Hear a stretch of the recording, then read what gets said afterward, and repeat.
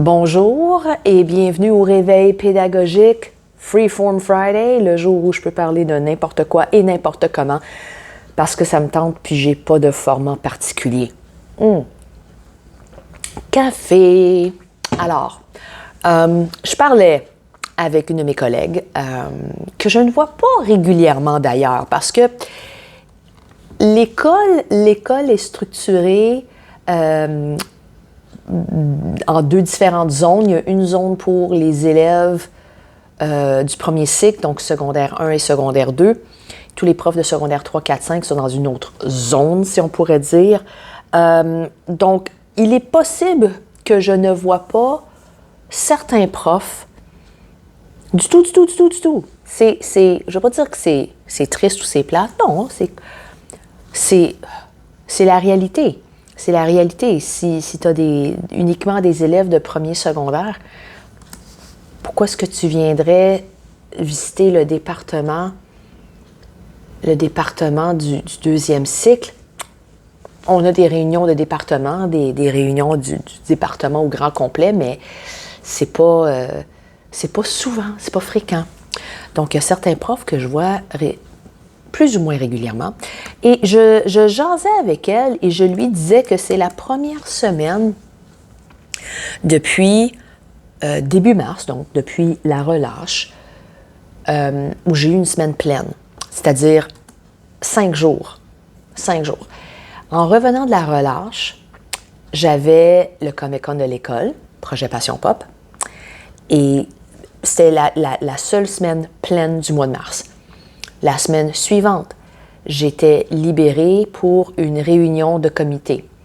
La semaine d'après, j'ai eu un congé religieux et une journée où j'ai été libérée pour une consultation pan-canadienne sur la réalité de l'immersion française.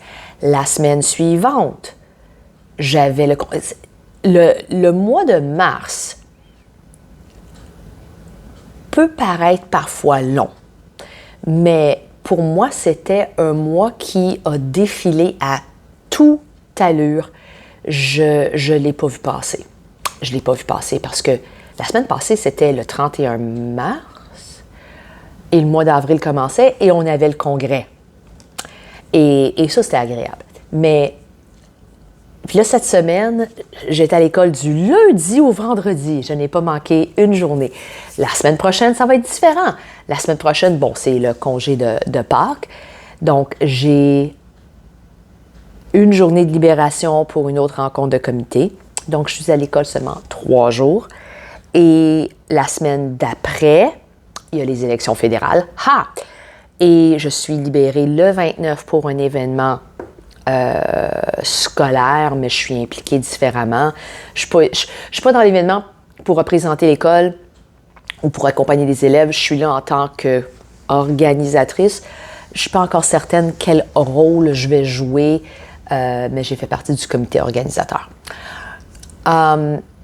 Et on a une journée pédagogique le 2 mai. Donc, le temps défile. Le temps file à toute allure. Et ma collègue m'avait demandé, m'avait dit, c'est sûr que tu n'as pas envie de manquer d'autres journées d'école parce que tu as les examens du ministère qui arrivent à grands pas. Oui et non. Mes élèves sont prêts. Il faudrait juste que je fasse peut-être quelques pratiques de compréhension de lecture, style du ministère. On nous dit toujours, don't teach to the exam. Make sure you prepare the students for any reality. Mais veut pas, il faut les préparer pour l'examen. Donc, on peut leur donner des compréhensions de lecture avec des questions ouvertes, à développement, mais il faut les préparer à répondre à des questions à choix multiples. Puis ça, c'est un art de répondre aux questions à choix multiples, si tu le fais pas n'importe comment. Ceci étant dit, mes élèves sont prêts. J'ai cette flexibilité-là dans le cours de français. C'est pas comme si je dois respecter un contenu de cours qui, je ne vais pas dire est restrictif, mais on s'entend que si un prof de sciences, d'histoire ou de maths perd 4 périodes pour des tempêtes, pour des fermetures, quoi que ce soit, c'est difficile. C'est difficile. Et là, on commence à envisager, est-ce qu'il y a du contenu qu'on pourrait éliminer, parler au ministère? Est-ce que cette composante sera évaluée? Bon, c'est compliqué. En français, on a cette flexibilité-là. Et j'ai préparé, à mon avis, mes élèves suffisamment pour qu'ils puissent réussir. Il y a toujours moyen d'en faire plus. On peut toujours en faire plus, mais l'écœurantite est là, comme on dit en bon québécois. On est fatigué. Ça sent la fin de l'année. Ça sent aussi le printemps, mais ça sent la fin de l'année. Et on est tous fatigués. Quand les élèves disent « Madame, I'm tired », je les regarde, puis moi aussi, je suis fatiguée. Et là, on s'entend, on discute. Je dis, ouais, je voulais faire ça, mais je l'ai modifié parce que je pense pas que vous allez avoir l'énergie pour le faire. Je crois, à mon avis, je sais que c'est pas une approche qui est partagée par tous les profs.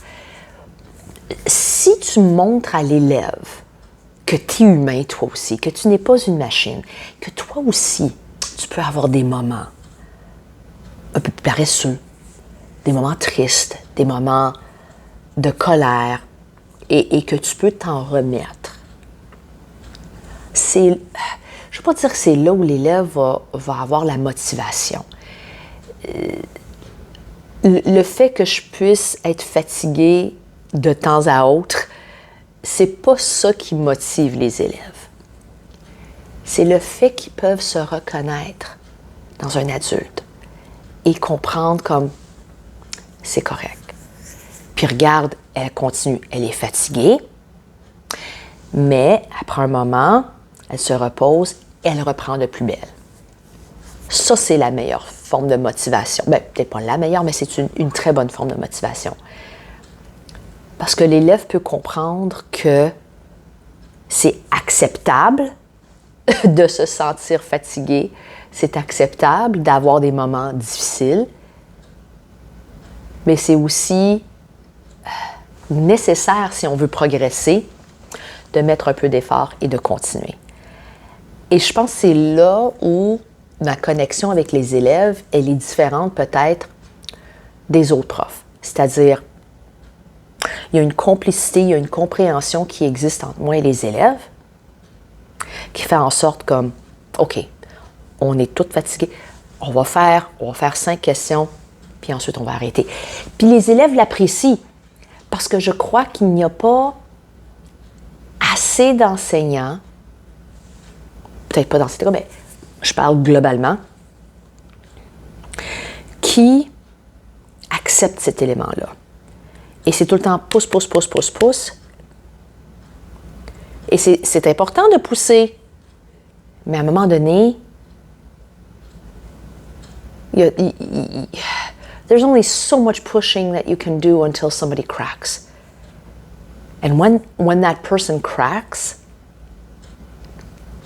I don't know how easily it'll be for them to pick up the pieces and continue.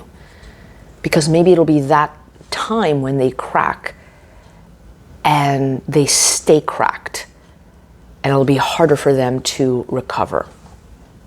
So, juste pour revenir, c'est la première semaine pleine et j'ai des élèves qui sont en voyage. Donc, j'ai l'impression d'être en congé parce que j'ai 2/3 de mes élèves qui sont absents. Donc, je ne suis pas en train de progresser dans ma planification ou dans ma préparation de cours, justement parce que j'ai des élèves d'absents. Et c'est un double standard. Un élève peut s'absenter pendant 2-3 semaines. Et on va le justifier, on va l'expliquer. il y a toujours... Puis qui suis-je, moi, pour juger la raison de l'absence d'un élève? OK, je peux questionner, mais juger... Écoute, je m'absente des fois parce que j'ai mal dormi. Puis il y a des personnes qui vont dire, moi, comme j'ai dormi 2h30, puis j'étais à l'école, puis je suis au travail. Sais-tu quoi? You do you. Moi, je suis pas capable de travailler si j'ai dormi moins de 4 heures. Bon, point final. Donc, mais si un prof s'absente, là, il se fait ramasser. Alors, je suis bien contente d'avoir une semaine plus ou moins flexible avec une vingtaine d'élèves d'absents sur 30 parce qu'ils sont en voyage. Puis je refuse de faire du travail et dire aux élèves, vous allez vous rattraper. Ça c'est beaucoup de gestion que j'ai pas envie de faire, que j'aime pas faire.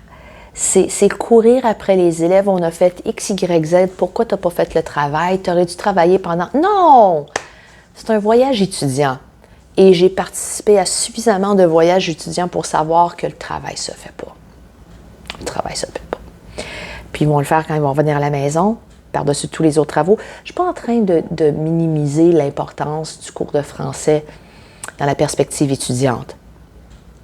Mais je pense que mes élèves apprécient la flexibilité que je leur offre et ça leur permet de trouver le cours plus signifiant pour eux.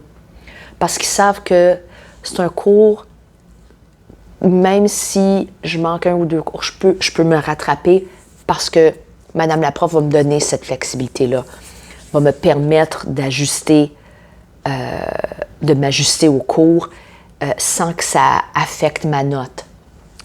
Puis je ne crois pas qu'on peut faire ça avec toutes les matières. On ne peut pas faire ça en maths nécessairement, on ne peut pas faire ça en sciences. Et c'est plus difficile pour ces élèves-là. En tout cas, on est rendu à 12 minutes, puis j'ai parlé d'à peu près comme 5 choses différentes. Mais aussi, juste à parler de toutes ces choses-là, me fait penser à quel point que l'année achève. L'année achève, dans 2 semaines et demie, on est déjà rendu au mois de mai. C'est hallucinant. Et je... Tu sais, tu ne le comprends pas. Tu comprends la théorie, mais tu ne le comprends pas parce que la perception... Oh, ça va être beaucoup de franglais. La perception ne matche pas avec la compréhension. S'aligne pas avec la compréhension. Je peux comprendre que le temps passe, oui, jour après jour après jour, mais dans ma tête, 2 semaines et demie, j'ai l'impression que c'est à peu près 30 secondes. et c'est l'impression que j'ai dernièrement. Comme, comment ça? On est déjà rendu à la fin du mois d'avril. Comment ça, c'est déjà Pâques? J'ai pas acheté de coco Pâques. J'ai pas acheté de chocolat. J'ai rien fait. Sur ce, je vous souhaite un excellent vendredi. J'ai mon café. Ça va être une bonne journée. À bientôt. Have yourselves an awesome day.